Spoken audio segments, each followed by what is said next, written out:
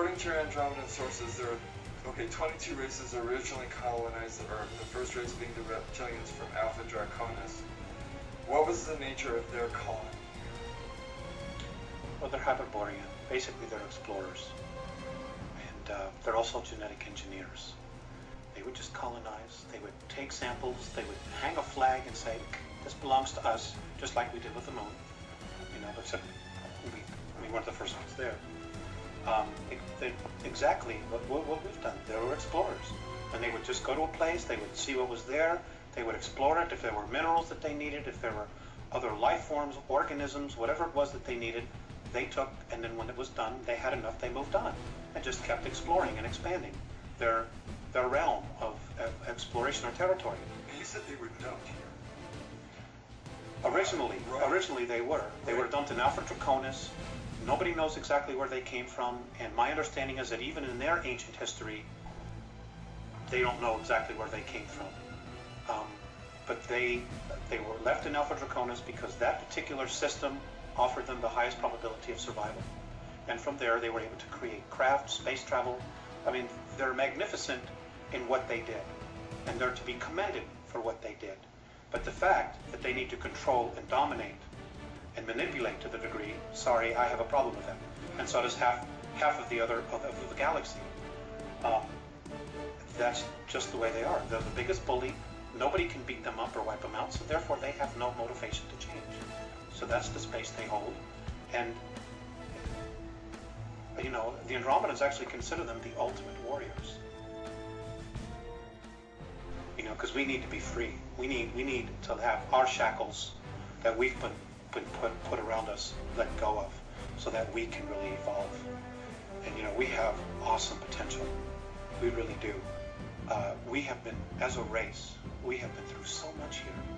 We have so much experiences, you know, and because of our emotions, which is really our strength, which really sets us apart from all the other races out there, even the other human races, you know, we have tremendous capabilities to create things.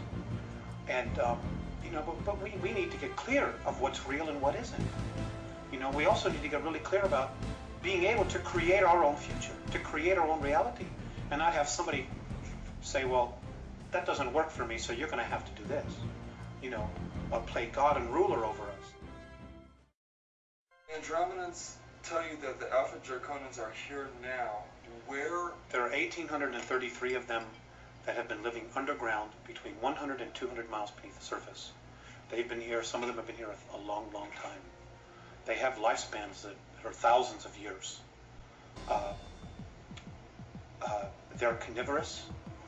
They're not friendly to mankind, at least the ones that are here. Are you saying carnivorous, they eat humans? Yes. And they need to be, they won't eat a dead human. It has to be alive at the time of the killing. Their preference is children. You know, and we've been told, you shouldn't talk about that. You know, there are other people say, well, you better not talk about the reptilians. Well, you know, bull. You know, why not?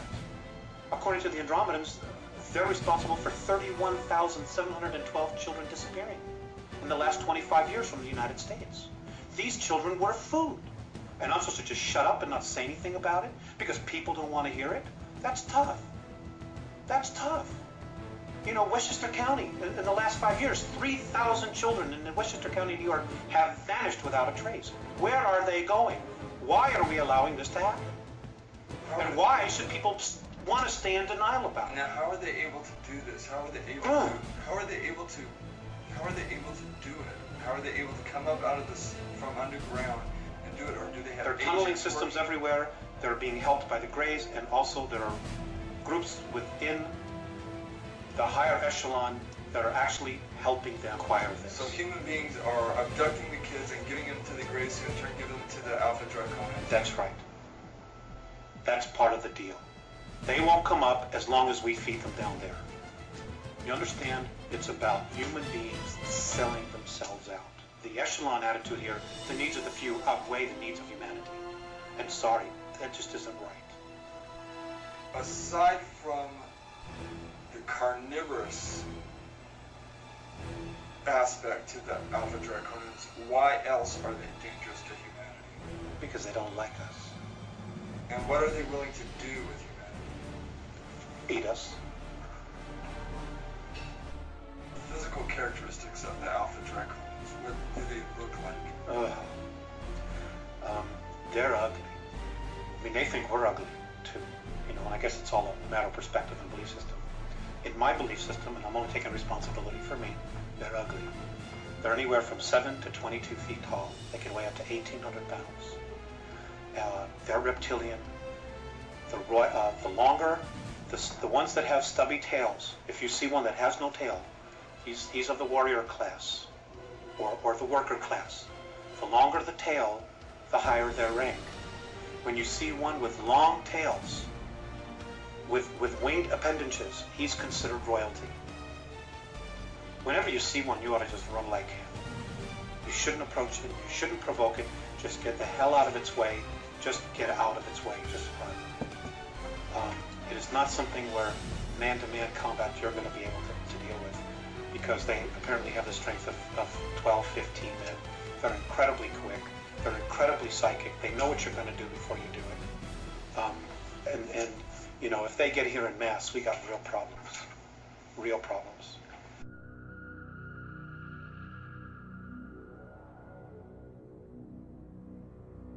Could you describe the human military bases on the dark side of the moon, Mars, and the Mars probes as related to by the Andromedans, and how the Alpha Draconians fit into this scenario? The Mars probes, the Russian and the US one, they're gone. They were destroyed. They're history. There's no secret here about, well, it's taking pictures privately. You know, and it doesn't matter whether you believe that or not. It's history. Okay. March of '89, the Russians took pictures. Mars was invaded. We had a human colony there of 300,000, so I'm told. One was underground, one was above ground, Adam and Eve. They are conquered. They're being taken over. The human beings that are from Earth, that volunteered or were kidnapped to go there, are in deep trouble. Many of them have already been eaten. Some of them have already been killed.